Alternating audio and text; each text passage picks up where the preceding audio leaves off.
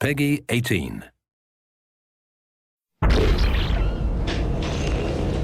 The torpedo that sunk the Cheonan and took the lives of 46 South Korean sailors was fired by a North Korean submarine. North Korea's weapons program continues to intensify. Now surpassed 1,000 missiles. Global leaders expressed concern over North Korea's latest atomic test. Kim Jong-il's government strongly defended its recent atomic test as a rightful response to Western aggression. The president appeared at the UN to call for severe sanctions against North Korea. This morning comes the news of Kim Jong-il's death. North Koreans greet their new supreme leader, Kim Jong-il's son, Kim Jong-un. 우리 공화국의 통일은 남한과의 한민족을 갖고 올 것이며 경제와 산업의 발전을 갖고 올 것입니다. Today, our beloved leader, Kim Jong-un, has united North and South Korea, forming the Greater Korean Republic. Talks to end the Saudi-Iran war have stalemated once again. Meanwhile, damaged oil wells and pipelines burn uncontrollably, deeply affecting world supplies. Although costs at the pump are ready to break the dreaded $20 ceiling, The only good communist is a dead communist! Across the nation, civil unrest has intensified with the demise of the U.S. dollar. This is not a retreat, nor are we abandoning our Asian allies. Under threat of annihilation by the Greater Korean Republic, Japan has surrendered. Martial law is now in effect. Excessive force will be used. hours after the president ordered a freeze on bank withdrawals. We don't know where we will get our next meal from.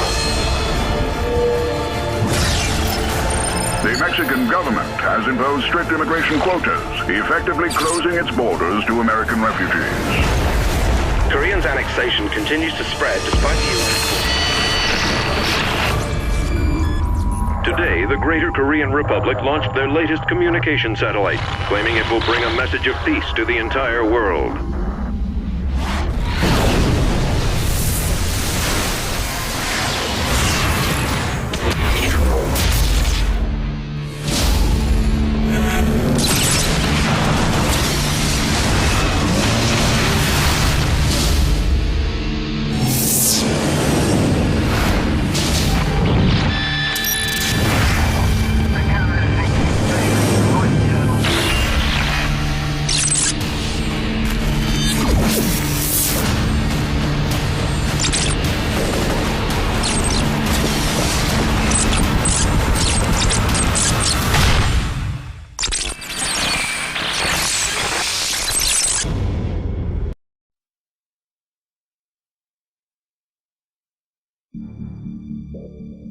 Homefront is a first-person shooter. It's set in the year 2027. One of the main hooks of Homefront is its premise. It's an Occupation USA setting. Homefront's an opportunity for us to tell a story that's near and dear to our hearts in an environment that's very familiar but been warped beyond recognition. It's a story of really survival and adaptation. What it feels like to be part of a resistance fighting for your country, to give the last full measure for something that you really believe in. In a lot of other games, you blow into a place, a slum or something like that, and you kill 100 people, and at the end of the level, you jump into a helicopter and fly away. At the end of our levels, there's no helicopter. You have to stay and live with the things that you did.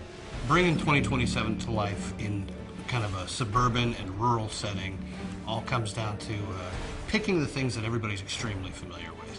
The buckets are now water collectors. The children's toys are still there, but they might just be repurposed for something else. This is a survivalist nation now. Now it's about being a member of a resistance cell in occupied America and doing what it takes to liberate your country from this alien oppressor. The idea for Homefront actually came from a few different angles, really.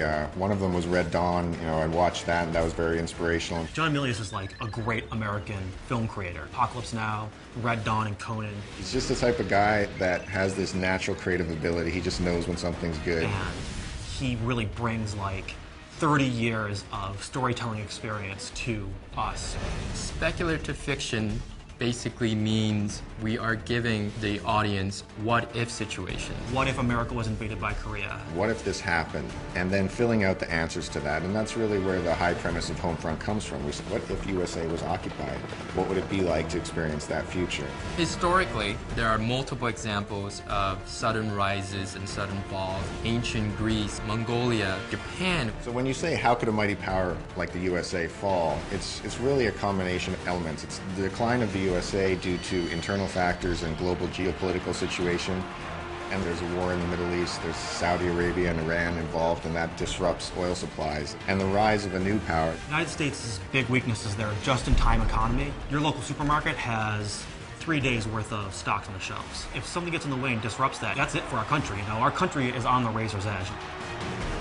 The North Koreans are the perfect enemy. The only North Korean that anybody knows is Kim Jong-il. This morning comes the news of Kim Jong-il's death.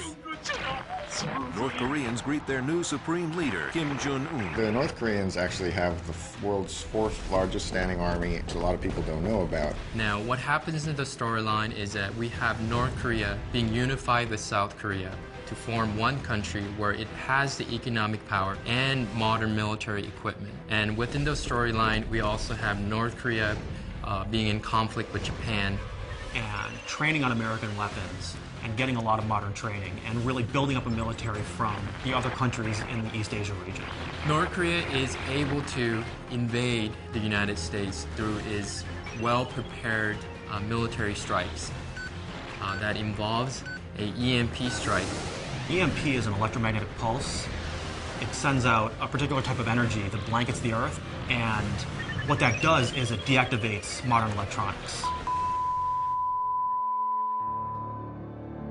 You see things that aren't supposed to be happening. You know, this little town Main Street, and it's got mom and pa shops and bakeries and banks, but there's soldiers and there's barbed wire. And that's kind of the genesis of where this phrase, the familiar has become alien, has come from. We want to show America, but twisted. War in the back suburbs, war in the elementary school playgrounds, baseball fields, high schools. Golden Gate Bridge becomes a battlefield. That's pretty darn alien if you ask me. It takes seeing an enemy hurting innocent people in front of you to make you understand why you're doing the things that you're doing. This is your backyard. This is literally Homefront.